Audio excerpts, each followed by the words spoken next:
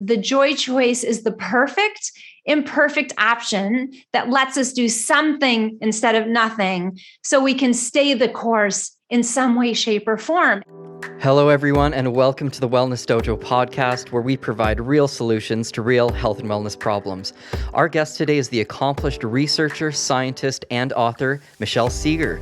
Michelle's new book is called The Joy Choice, and we discuss what the Joy Choice is and how to become a joy choicer and start to implement easier ways to create sustainable and positive change in your life.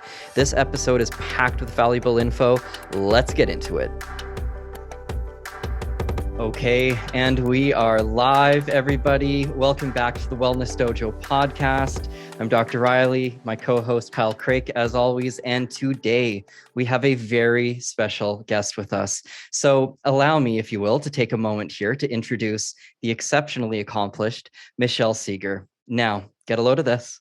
Our guest is a published researcher, scientist, speaker, author. She's the type of person who is the advisor to the advisors, if you know what I mean. Michelle has a strong background in kinesiology and behavioral psychology, attaining her master's degree and PhD respectively. Her new book is called The Joy Choice. What an honor. Thank you for joining us today, Michelle Segar. Thank you. It's so great to be here. How was that? I didn't even get to the Olympic torch bearing things. There's not enough time to get through all of your accomplishments. That's fine. That's fine. Thank you for that wonderful introduction. It's so fun to do this work. Yeah, I imagine. Where are you joining us from today? I don't want to assume. I'm in Ann Arbor, Michigan. I thought you would be in Michigan. Awesome. And I'm noticing that I have some barking going on. Would you like me to put that barking machine in the basement? Not necessarily. No, I think it's okay. Yeah. Okay. Yeah. We're okay with, regular living and house sounds and things like that. Okay, great. This is real. What we're doing here. So yeah. I've got 3 kids that are sometimes upstairs stomping around and screaming and stuff. So yeah, we keep it raw. We keep it real here. Good. Yeah. And yeah. Yeah. No, I'm super excited to have you on. I have your book right here, your first book or your last book that you did, No Sweat. So I've got it here with me. It's got folded pages all over the place, and that book was amazing. So I'm so excited for The Joy Choice. What can you tell us first of all about just like what The Joy Choice is all about, and we'll start from there. Sure.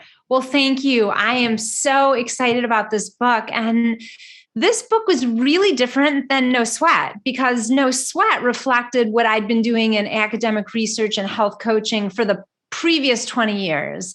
And this book reflects what I'm doing new and going to be doing for the next 20 years. So this book reflected a ton of learning new things that I am just geeked about sharing with the world.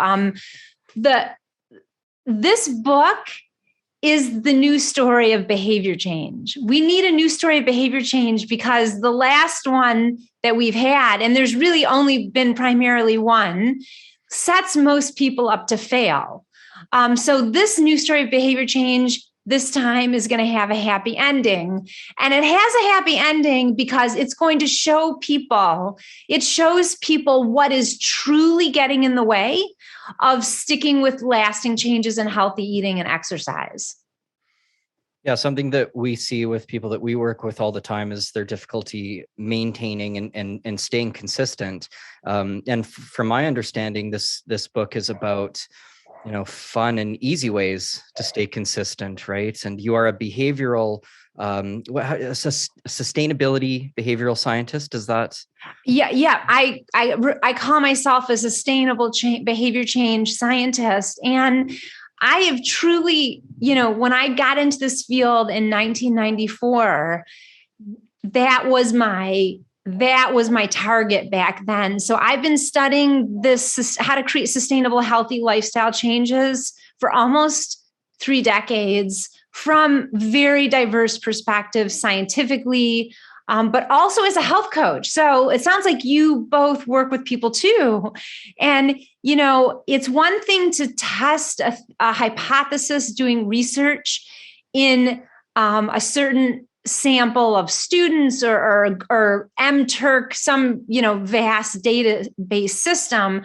It's another thing to try to help people in their real life with their real barriers, try to make changes that actually lead to sustainable change. And so that's been the nut that I've been trying to crack, because it's the hardest one. And, what I've learned is that a lot of the things that on the surface seem like good ideas and on the surface are common sense, when it turns out, when we think about what's actually going to work for a given individual, we easily discover that the assumptions underlying that thing may not work for the particular individual. And if you want, I can give you a specific example. Absolutely. Okay. So if we think about one of the most popular change strategies that is in existence right now in our society. I don't mean to give you guys a pop quiz. And, if you get it, there's really no wrong answer. It's just a matter of you guess what I'm going to talk to. So think about it. If there was something that the world is telling people they should do to stick with their changes, what would it be? Well, let's see. I think what is rewarded is repeated. Now, I've done a lot of this work as well, so I'm not sure if I'm a good gauge for the general public. But at least that's one thing that I would say is that. So there has to be some sort of a reward in place for the person that isn't antithetical to their health goals. So you don't exercise and then order a big pizza as your reward, but you give yourself some sort of satisfaction so that you maybe have a better chance of repeating it. Yeah. So you are on, Kyle, do you want to say something? Yeah, I was just also going to say that another big thing that people lean on and that people are told is like discipline. Like you have to just like stay disciplined and you'll get there. Right. And right. So yeah. Right. So, the discipline one refers to also willpower and self-control and self-discipline. And, you're right. That is part of that's part of the traditional story of behavior change that we've been taught. And we know there's lots of reasons that can't work for most people, because it has to do with, you have to have the mental wherewithal to push through consistently. And I like that you said consistency, because that's really what we're talking about here. And there's personality differences when it comes to that. But I want to, the first idea is really ties into what I was thinking about in my mind. And you are totally right that positive experiences is what research shows is very important for deciding again and again to do a behavior, and especially the physical activity. And what people may not know is that the research pretty conclusively shows that when it comes to exercising, the positive rewards have to come from during the movement. So not afterwards. A lot of times people say, but I feel great afterwards. I hate doing it, but I feel great afterwards. Research conclusively shows the afterwards doesn't matter if you want to stick with it. You've got to be doing the behavior in a way that feels good or gives you satisfaction in some way, shape, or form. Now, again, there's always going to be caveats and there's always personality differences. But what that does is it clues into what I am going to say. Habit formation has been about the most popular change strategy that people are told this is what we should be doing, because why not? If we can put ourselves on autopilot, we don't even have to resist temptations. And in theory, that makes sense. But this is an example of a behavior change strategy that when we peek behind the curtain and we look below the surface, we discover that it's based on certain assumptions that I contend most people aren't going to meet when it comes to healthy eating and exercise. So let's think about what some of those are, because this is the type of storytelling we need to start telling if we want people to be able to make changes that can last. Here's how it goes. Habit formation is when we can create an automaticity to our choices. And in order to do that, there's a habit loop that starts with a cue for the behavior, that cues the behavior into place. And then there's a reward that reinforces this unconscious formation of whatever the choice is that we're talking about. And again, who doesn't want to put our choices on automatic pilot? Like, life would be so easy if every choice that was difficult, we didn't have to worry about it. We didn't have to expend energy. We didn't have to have angst over it. And habit formation is fantastic for things like flossing. Think about it. Simple behavior. We're in the bathroom. Pretty much we can guess there aren't going to be too many other people in there distracting us from that task. Also, putting our keys in a certain place when we walk in the door, or drinking a glass of water when we get up. Those are all things. There's not a lot of room for disruption, but let's leave the bathroom and walk outside the door into life and think about if we're trying to form an exercise habit and we're trying to do it maybe at the end of the day where we go to the gym, where we've signed up for a class and are even invested because we paid for it. But think about the number of different challenges unexpectedly that can arise to that leaving the office at 4:00. You could get an email from your boss saying that a deadline has been moved up by 2 days, or a client email is taking longer to write, or you find out that your kid's sick in school. So they're just multiple things that can get in the way. And in fact, and most people would know this because it's really a very niche literature in the scientific literature, but the new thinking among habit researchers, there is a discussion going on. It's a healthy debate. So it's not like everyone is on the same page, but the discussion is that, is it really feasible? Is it actually possible to form habits for complex behaviors?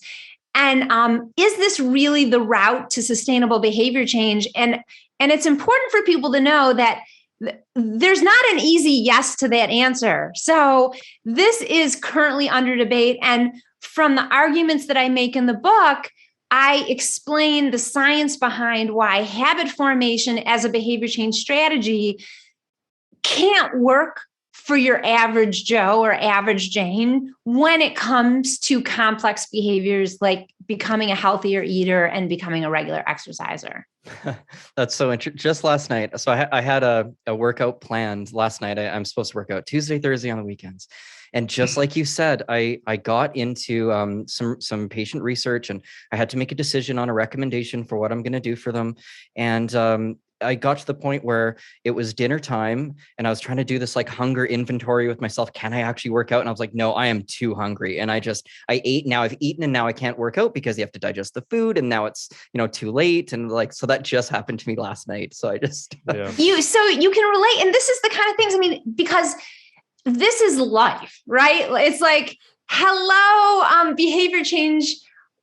We are life. And that's the new story of behavior change is that we have got to develop strategies that aren't just based on science, but that are also potent enough to survive in the wilderness and unexpected things that happen in our true daily life context. And, I wrote The Joy Choice to show people this new story. And not only that it's possible, but that it's actually if you come at it with the right mindset, it can actually be playful and fun as well as successful. Yeah. Yeah. When I'm working with a lot of my clients, I love what you're saying here, Michelle, because I think people get into this idea that if I'm building habits, if I'm building routine, it has to be concrete. And if it's not concrete, well, now I've failed. When, like what you're saying, life is not about staying on one path and that just becomes the thing. Like life is inevitably changing. Like the only constant is change. And that's kind of the cliche, but it's so true. And I think it's so important for people to understand that, well, yes, you can look to build more concrete routines and habits in your lifestyle. Be okay with them adjusting and be okay with having to maneuver and change. And those habits are going to have to change along with your lifestyle. And the thing that it's very easy for us to say, and by the way, the research also pretty conclusively shows that when people are flexible with their eating and exercise plans, they're more likely to sustain them over time, as opposed to feeling like it's got to be the same, or, like you chose not to do your workout last night because you were hungry. But what if, here's just a thought experiment, and this might not have worked too, but what if instead of thinking about your doing what you had planned to do, you're like, I am too hungry to do this. And you said, well, I'm too hungry to do this, but what if I walk around the block for 10 minutes, and I could do, because I'm not, or I could grab a handful of almonds so that I could walk around the block for 10 minutes and do something. And it's not that there's anything wrong with choosing not to do something, because when you're regularly active or you're regularly a healthy eater, not doing it sometimes just doesn't matter. But people are so stuck in the all or nothing thinking. I call it the all or nothing dragon that is out there breathing fire at us. And it's no one's fault, because literally we've been taught to have all or nothing thinking in society, especially in healthcare, because exercise lifestyle changes has come out of a medical paradigm by just organically. And so there's nothing wrong with this is the way it's evolved.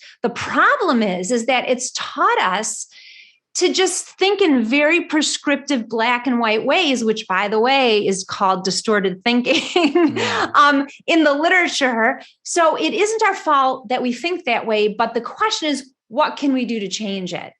And that is what the joy choice is. The joy choice is the perfect, imperfect option that lets us do something instead of nothing, so we can stay the course in some way, shape, or form. And it's the staying the course that's success. It's not how much you do at any one given day, it's consistency. And again, you said that in your first sentence about this. So we are on the same page about this.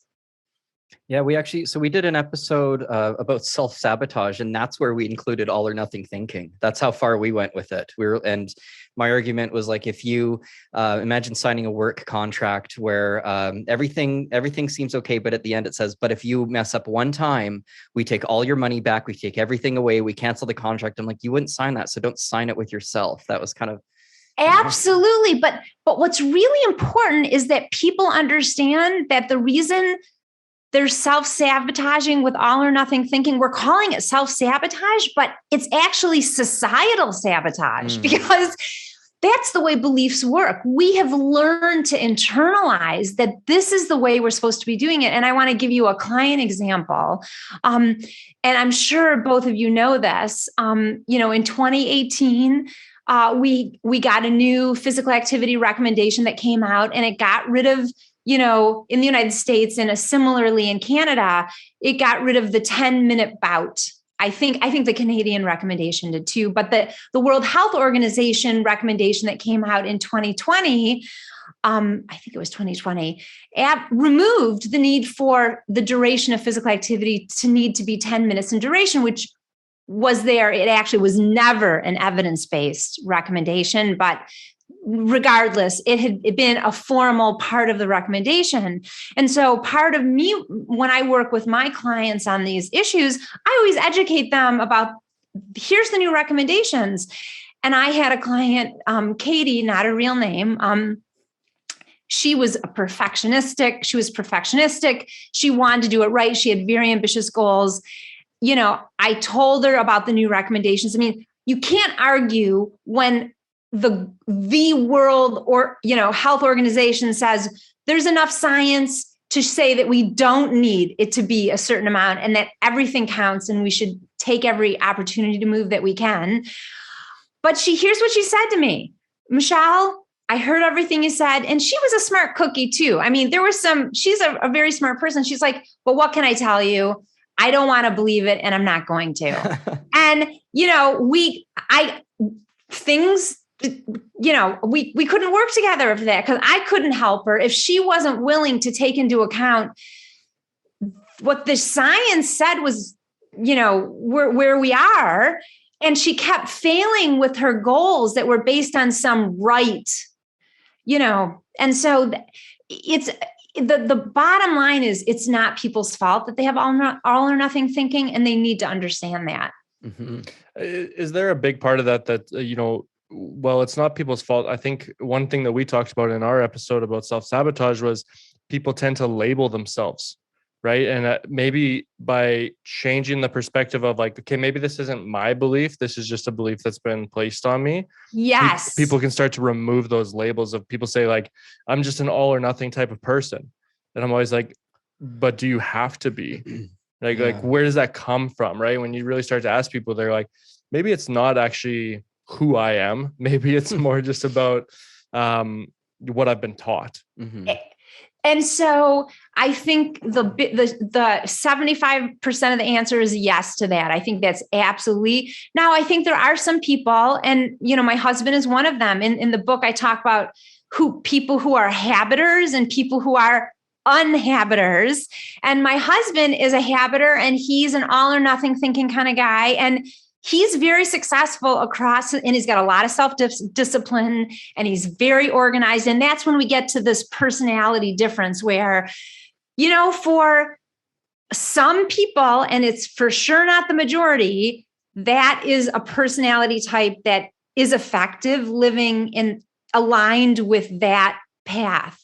The problem is that it's also been the general cultural belief system and mindset. And that's why the rest of us who cannot be successful are being sabotaged by the all or nothing thinking, that the prescriptive approach that has evolved in society. And I think the more experts like the two of you explaining to people how it works so that people can finally let go of it. I mean, from reading Kyle, my book, this is part of exorcising exercise, right? That we got to take the bad part out of it so that people can find the good parts. Mm.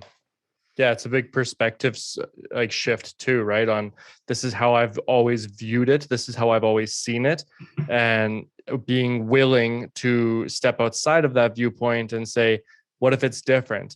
And, even like very similar to what we're talking about, like with exercising becomes very all or nothing. And especially for somebody like myself or somebody like Dr. Riley, or even maybe somebody like yourself, like when you're kind of preaching this stuff to people all the time, you think like, well, I got to live this lifestyle to the fullest. And so then you miss a workout and you're like, oh, I should have worked out. And then you get into those, I have to do it because of this. And that was something that when I read No Sweat, I was like, wow, if I can just focus again on how am I feeling, like how is this workout making my body feel? And some days weight training isn't going to make my body feel good, and I can adjust and I'll be better for it long term, right?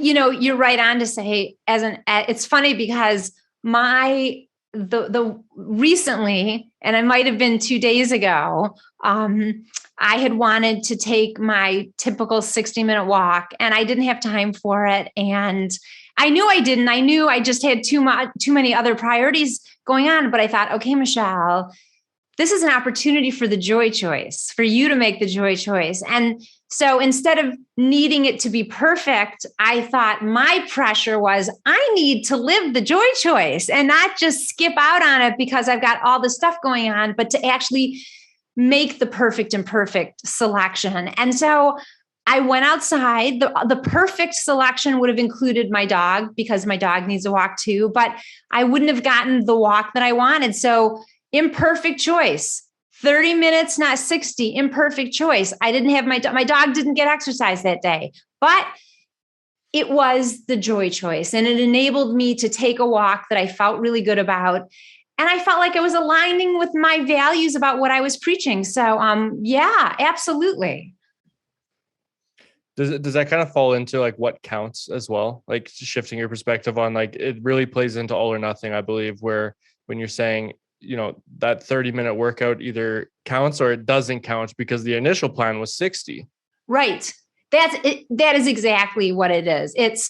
It's what we're doing is we're taking the all or nothing paper and ripping it into pieces and creating a continuum an infinite that's, it has infinite, that's infinity, where anything on this continuum counts as movement. And the most important thing is that when we come up with a challenge to something that we'd really hoped to do, instead of just ditching it because we can't, hit the sky, we can't hit the bullseye, we know that it's in our best interest to just do something, to stay consistent, to keep reinforcing our identity as someone who cares enough to make the choice, as someone who doesn't need to do it perfectly, because research shows trying to do it perfectly, unless you're like the sliver of population like my husband who is successful doing it perfectly all the time, it's gonna lead to inconsistency and the inability to stick with change. Mm-hmm. That was really interesting what you said about identity and self-identity, of becoming that person that chooses the joy choice. I think, and then that reinforces your behavior over time, right? Absolutely. I'm still internalizing the identity as, maybe I should come up with a term like a joy choicer. I'm a joy choicer or a joy chooser. You heard it first here, everybody. Yeah, you heard it first here on the Wellness Dojo podcast.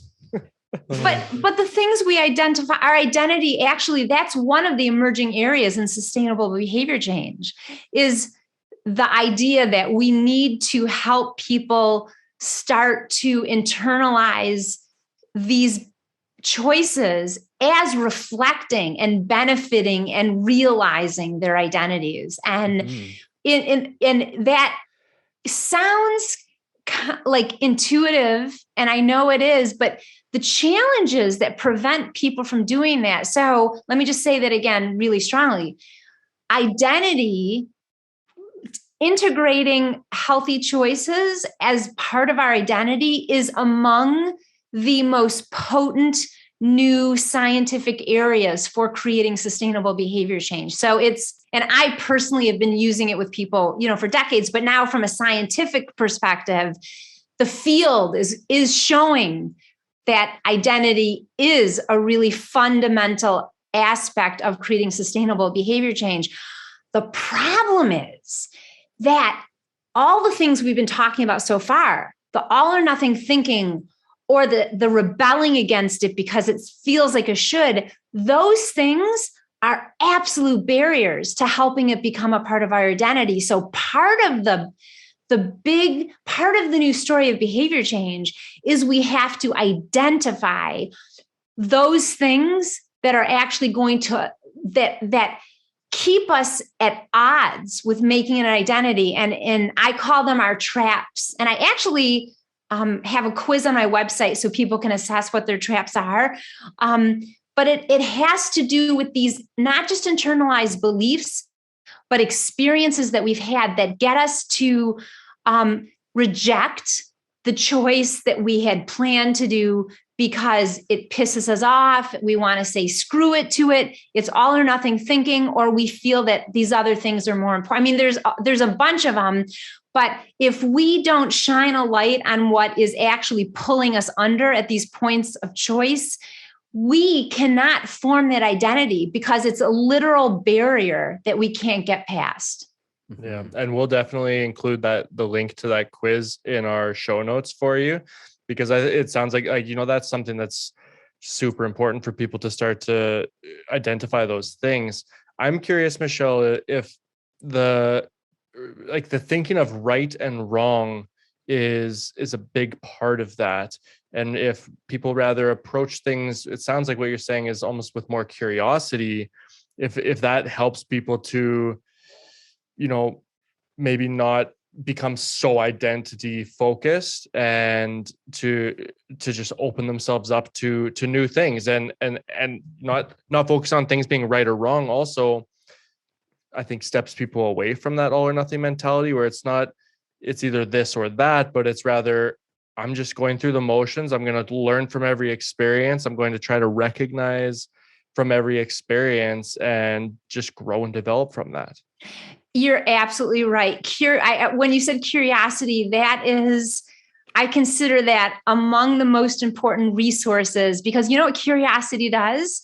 Research shows that as a positive emotion, curiosity literally causes our thinking to expand and get more creative. And it makes us want to smile when we would have wanted to frown. Mm-hmm. So it literally research has actually shown brain changes when you get people to feel curious versus not. So curiosity might just sound nice, but it's actually incredibly powerful as the stance we want to have toward the things that are getting in our way and toward the new ways that we can take ourselves on the path of sticking with things over time.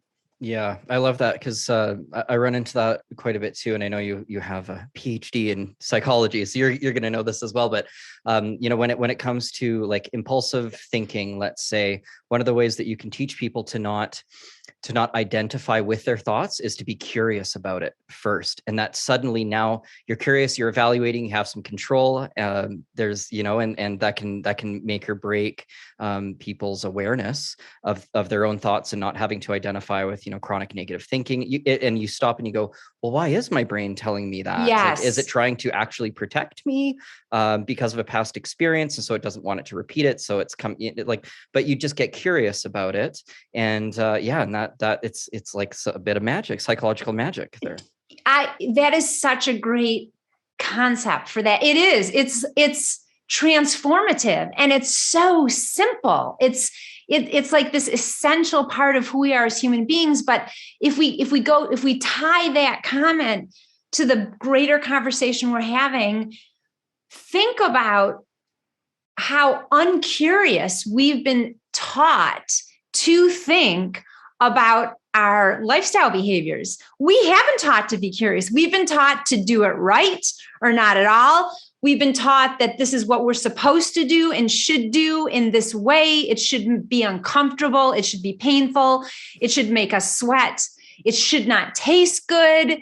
There are all these rules. And when we're following rules, we are focused and constricted, and curiosity is the opposite. There's openness, and there's possibility, and there's possibility for play and experimentation. And that is the essence of the new story of behavior change. Yes. Curiosity is something that's really difficult for people as well. Like, I don't know how many times I've had people who come to me and I'm like, why do you want to work out with me? Like, or why are you enjoying your personal training or online fitness coaching? And the big thing people say is because I don't have to think about it. I don't have to be curious about like what exercises I'm doing. You just tell me. And I'm starting to realize now, as I'm exploring more and more about these conversations, is that's really actually like not a superpower for people. Like the curiosity really is a superpower for people, where when you can get curious about those things, it actually empowers you so much more, right? Versus just saying, this is what I've been told, this is what I'm going to do, and if I do this, I will get this result. That's absolutely. Yeah. Totally. Yeah. No, I love that you called it a superpower. I think that is what it is.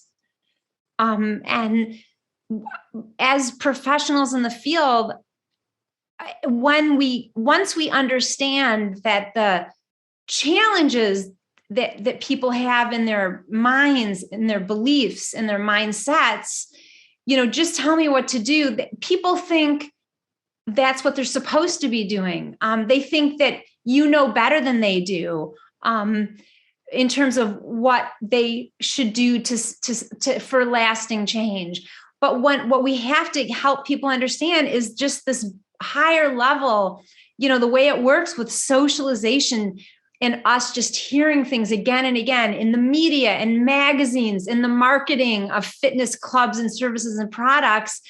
And it becomes what we think is truth, but it's just a belief. Mm-hmm. So understanding the greater context of how we've learned to think the way we do, I think is incredibly empowering and can liberate people, is needed to liberate people from being shackled to all or nothing thinking, or being shackled to the shoulds. Yeah. And I want to touch on something that you said earlier, and you can let me know if I misinterpreted this in any way, but you mentioned something about like following the science versus like being almost intuitive to yourself. And I think that there is a big there's a big divide in health and fitness and nutrition and, you know, all things behavior change or healthy change, where people say, get stuck in this idea of like, well, this is what the science says, or this is what this study says, so this is the best way to do it. And I've always been of the belief that you should follow the science, but even more than that, you should follow the person. And I try and get really in tune with my clients on, how do you feel about what you're trying? Like, somebody starts a new diet because they read the science behind it, but how does that feel for you? And is that a part of this all or nothing? Is that a part of this joy choice that you're talking about, where the science is important, of course, but what's, you know, equally, if not more important, is recognizing, how am I reacting to this? How am I feeling based off of that as well? Absolutely. So that's part of the prescriptive paradigm that out of which lifestyle change strategies have evolved. And I'm a scientist, so I'm not going to, you know, trash science. What I do think is important is to understand the limitations of what it offers. And here's the old behavior change story gave us strategies that many of which are based on science, but without this, the next element, which is for us to evaluate for ourselves, is this really going to work in my life? Do I have the life context for habit formation, for exercise? Do I have the life context right now to actually try to eat 9 fruits and vegetables a day? Is this the right time? So what the old behavior change story didn't do is say, okay, yes, we've got these great science-based strategies. They worked in these types of studies, but how are they going to survive in the wilderness of your life? And can they? And so this is where how people feel is really important. You know, our own feelings are among the most important data points for figuring out how to stick with healthy eating and exercise, because our feelings are data, and research shows that the choices we make day in and day out are very much based on the outcome we're about to experience. And that's the key word, experience. And so if you are about to do a spinning class that you felt you should sign up for on New Year's, and you actually don't like at all how it feels to do that, or a Peloton class, or whatever, you know, the flavor of the month is, research strongly shows that you'll choose not to do it if it doesn't feel good. And then, but this is where we can pause and then shift to eating for a sec, because people will say, but I do like how the cookie tastes. So according to your, you know, model of motivation, then me eating the cookie is going to, I'm going to be reinforced to eat the cookie, and that isn't what I actually want to do. So what we need to do when it comes to eating is appreciate the fact that we need to understand and feel whatever cravings we might feel, and name them and notice them, because when we name something, we do remove some of its power. That's the first level answer to that.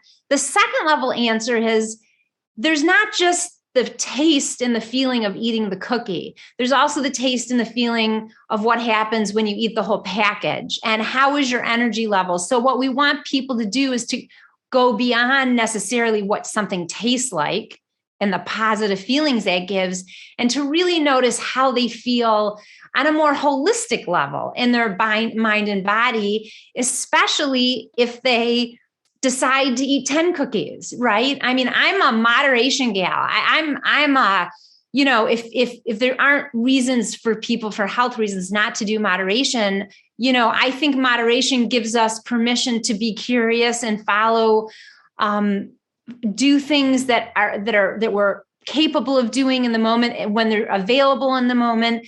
But we also don't have to have any tension around, oh my God, there's that brownie. I can't eat it. I can't eat it. And the research shows that we are motivated to rebel against feeling that we can't do something, that we aren't free to eat. And what we do is we do the we just go at it full force. So instead of just eating part of the brownie or even maybe the brownie because we want to, there's all this tension and motivation, and we eat the whole pan because we're in reactance to this. I can't. So by opening the door and going away from good and bad, which is what you were talking about earlier, Kyle, we give people permission to start to feel the freedom that in a way is needed to make the choices that will underlie healthy health and well-being. Yeah. And so along those lines, a concept that you brought up earlier was about paying attention to how it makes you feel in the moment and not relying on benefits afterwards. And the research was showing that there's a better chance that you're going to be able to maintain consistency. So would you recommend people to try to learn how to take that moment where they're feeling good and they go like, okay, okay, brain, remember this. It feels good. Like, because is that part of it as well? Yeah, absolutely. It's very helpful. Research shows that positive emotions, motivate us unconsciously. But I found in my work coaching people that you're getting like a double whammy of positivity if you can explicitly notice and like appreciate and savor, like, wow, this feels really good. And you're just even reinforcing that more in your brain. Yeah. There's this mantra of like celebrate the small wins as well. And I think that can really be effective with people. I've noticed that with my clients is if people are only focusing on, how did I feel when I ate the cookie or the box of cookies or whatever it might have been, then that becomes like almost like put up on like a pedestal. Whereas I'll try and work with my clients as well on how did you feel when you chose not to eat the cookie? Like, what are the feelings associated to that as well? Because that then gives them a little bit of freedom and a little bit of power in that choice too, where they're going, okay, it's not just about whether I ate the cookie or not, but it's also about like, how do I feel when I'm making more empowering decisions also? Absolutely. Being able to juxtapose when you choose, or how did I feel when I took the run and how did I feel when I didn't take the run? That understanding that you feel better when you take a walk than when you don't, that is among the most potent motivators too. When people are injured, like athletes are injured and they can't do something like a run, it really brings home very hard just how good they feel from it. And so you don't have to be an athlete to benefit from that type of comparison and experiment that you're talking about, Kyle. Something I wanted to ask you about in terms of exercise. So I found that many people have negative associations just with the word alone, right? And so they associate it with pain or past embarrassment or something like that, even the sense of incompetence, going to a gym or something. So, I've come across the word movement just being a better substitute because then movement is more like play, it's leisure, it's transporting yourself to the grocery store, with your own two legs. It's kind of anything. So for people that, let's say they're very defensive and resistant towards exercise, like, is that what would be a good starting point to try to influence them in the right way? Well, you're right. And the research shows even that the term exercise is riddled with negative associations. And those associations are below the surface and are deeply influential on our choices. So I think bringing it to the surface and saying, when you think about exercise or even the word, does it feel like a chore or a gift? And then that I use that as a diagnostic to then go, well, why? And so maybe why are we using that term then? Does movement sound like a better term to think about? And so I like to give people diagnostics like that, especially around exercise. So does this feel like a chore or gift? And then why? And that is just the gold you need to diagnose what's really going on. And when I first start working with my clients and I ask that question, I'll say, well, why? And of course, anyone who's working with me for the most part is going to think that exercise feels like a chore. And I'll say, well, why does it feel like a chore? And they'll say, because it doesn't feel good because I hate doing it. Well, what are you doing? And then they'll say, oh, I'm going to the gym and whatever. I'll say, well, why are you doing that? And they'll say, because, well, that's what I'm supposed to do, right? And that's how you get at the beliefs that are driving the non-optimal strategies that are actually shooting them in the foot before they walk out the door. Mm-hmm. And in your mode of questioning there, you're cultivating curiosity. Yes. As well. Yes, that's exactly right. Yeah. And it sounds like empowerment too, right? Like we just had a parenting coach on in a episode recently. And one of the things that they talked about, even with kids, was giving them choices instead of saying like, you have to do this. Because I go upstairs and tell my 5-year-old, hey, you have to turn the TV off. What are they immediately going to do? They're going to try and come up with a reason why they should keep watching the TV. Versus if I just ask them, hey, would you like to stop watching TV in 1 minute or 2 minutes? Now they have power and now they're curious. They're like, which one feels better to me? Probably 2 minutes. So I'll choose 2 minutes. Right? But that takes us right back to the joy choice, because we're not saying, am I going to do that full exercise or not? We're saying, what are my options here? Yeah. What are the alternatives? And if success is consistency, what will help me be consistent today? And the answer for that is going to be different tomorrow. And it frees people up to make the joy choice. Awesome. Yeah, I love it. I had one more question for you. So why do you think, so human beings were supposed to be so adaptive and adaptable? We've made it through the Ice Age. We've made it through the Great Depressions and the unbelievable circumstances, but we seem to be so resistant to change. It's like, I'm getting a paradox there. Why do you think that could be? Is this the all or nothing thinking coming in again, or? I think that is such a nuanced, important question. And I think in a way, I'm thinking as I'm answering it. I mean, in a way, it's a bit of a duality, because what you're saying is we evolve and change. And I think we evolve in circumstances out of necessity. So as a species, we've evolved.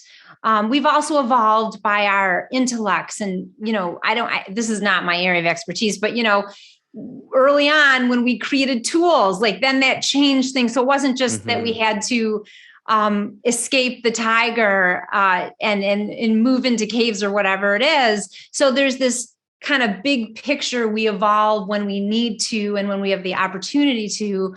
But the reality is that we're creatures of comfort too. Yeah. And so, and in our very modern, instantaneous gratification society we live in, change, unless it's absolutely viewed as giving us toward, this pleasurable outcome, I think society is reinforcing immediate pleasure now. And I think that is a force that is going against change. But, I would dare propose that if we came at behavior change from a much more joyful and curious perspective, it would be pleasurable and we'd be hitting two birds with one stone. Not only do we get to fulfill the lifestyle behavior that we know is going to help us feel our best, but we get to have fun doing it. And it gets to have a pleasure-based meaning. So I think that the sky's the limit when it comes to this. But when we're aware of the forces going against us, we can't, until we are deeply aware of what's really going against us in our minds and in society, we can't create changes that last for the most part. So awareness of those things is crucial. Mm-hmm. Yeah. Michelle, you took the words right out of my mouth, because as soon as you asked that question, I was thinking the same thing of like that instant gratification that we have in today's modern society.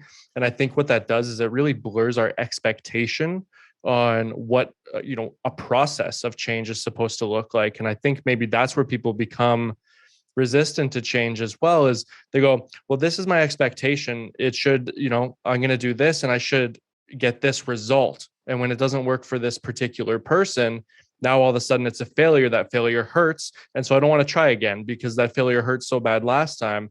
When really it's that, again, going back to perspective and curiosity about, well, what does that tell me? Like, what does this mean for me? And when people approach it that way, they're actually gaining way more than they're losing by attempting things. That's right. Okay. So let's make sure that we tell everybody where to get the Joy Choice. Yes. Can you help us out with that? Let everyone know how they can purchase it. And it's April 26th.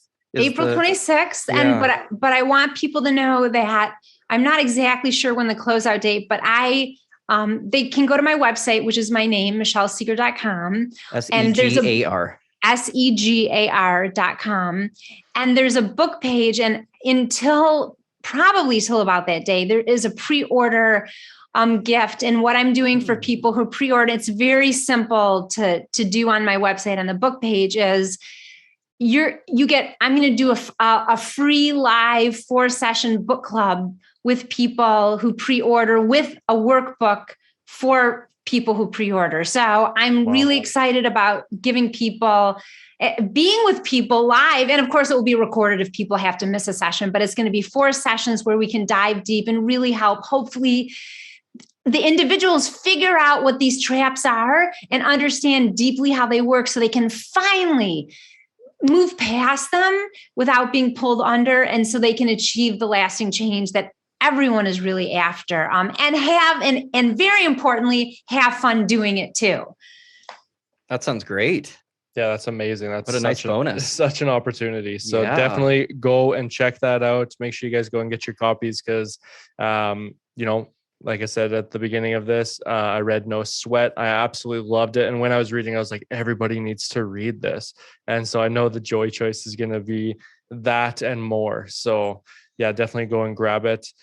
Michelle, to close this conversation off, because we've talked about so many important things. We've talked about curiosity. We've talked about all or nothing, expectations, so much stuff. For people while they're waiting for the book, because everybody's going to go and order it, while they're waiting for it, what can they do to just start to create more positive change against that resistance that they might be feeling? What a great question. While people are waiting, what they can do is come to their choices. I call them choice points. Come to their choice points of a healthy eating opportunity that they had hoped to do, or an exercise time that they had planned.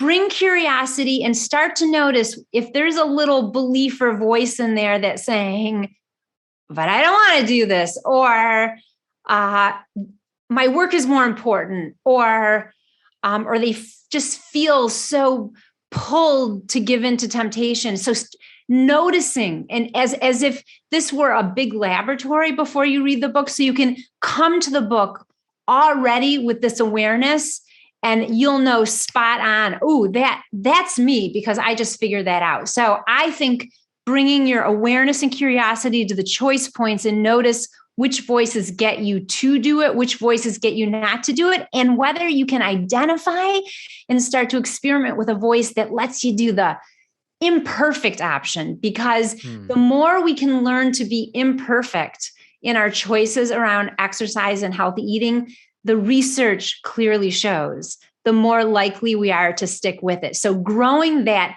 perfect imperfect option muscle is really the key. I love that. Give that voice a microphone for once. Yes. Right? Yes. Absolutely. Yeah.